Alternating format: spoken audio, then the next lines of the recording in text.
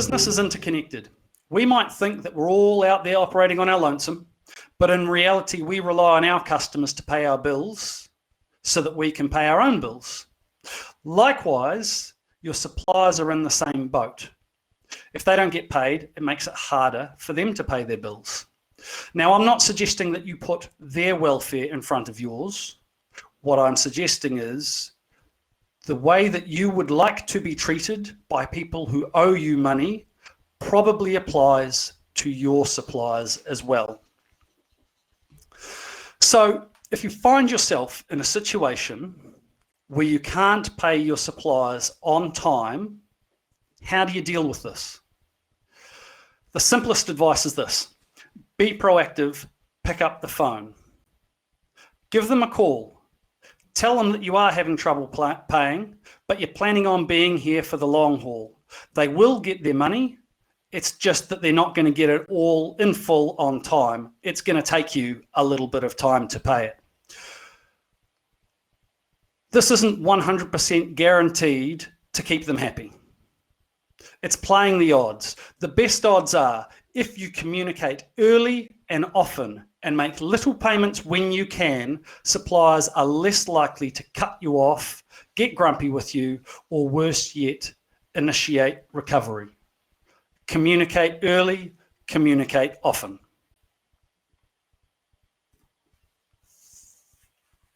So what about when the shoe is on the other foot? It might be that you can't pay because some of your customers haven't paid. They might be in a financial pickle, but the airlines have it right. Put your own oxygen mask on first before helping others. You can be empathetic, and if you're in a position to do so, you might even be able to offer payment terms to help them with their cash flow.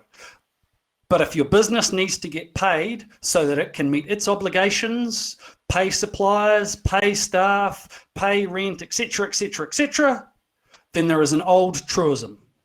The squeaky wheel gets the grease. Make sure you're at the front of the line.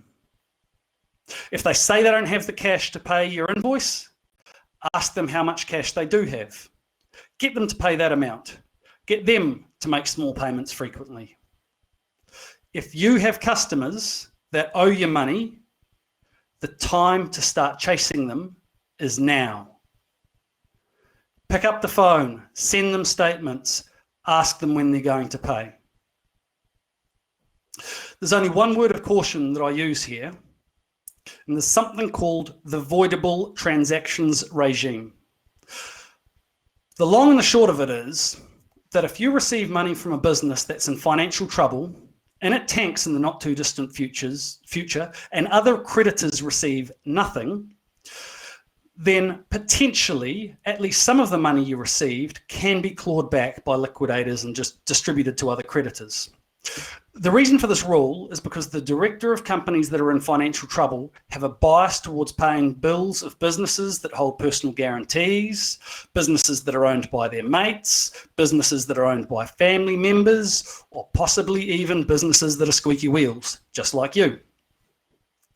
However, this shouldn't put you off trying to recover your money, because in the grand scheme of things, it doesn't actually happen all that often. And at least in my opinion, I say it's better to have the money in your bank account than not. So chase up, chase up, chase up. Get on the phone, send them statements, hassle them every way you can, and get paid.